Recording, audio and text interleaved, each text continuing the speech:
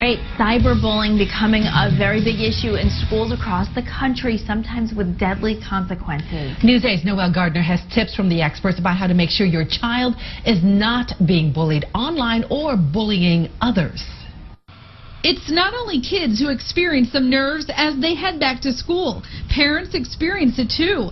When it comes to their children's health, they worry about cyberbullying. That's according to a study that's listed bullying and cyberbullying on the list for top health concerns. Scott Driscoll with Internet Safety Concepts empowers kids to make good choices when it comes to social media. The kids can't escape it. If we think about this, and I think as parents sometimes we forget, these kids, there's no escape. Our kids are on their devices all the time.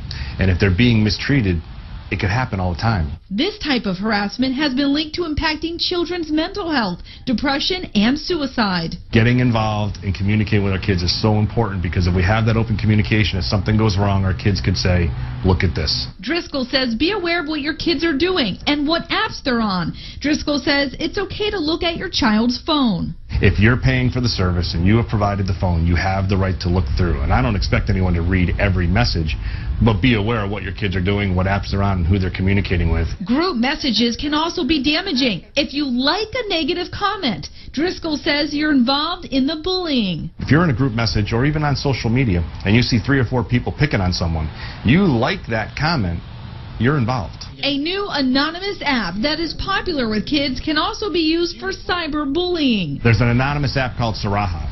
And what happens is a lot of kids through their Snapchat are saying, this is my Saraha account.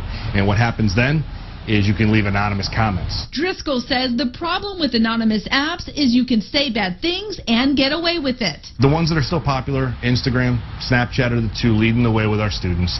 And there's a lot of positives to them when used appropriately. It's just sometimes we don't always see that appropriate response.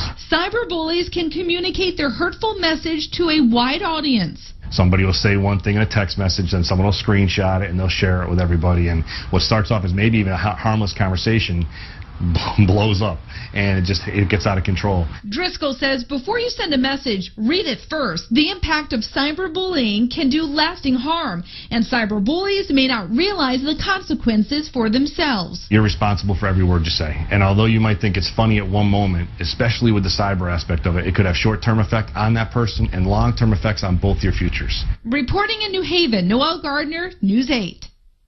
And Driscoll says almost every app has privacy settings, and you should set it to only the people that you know.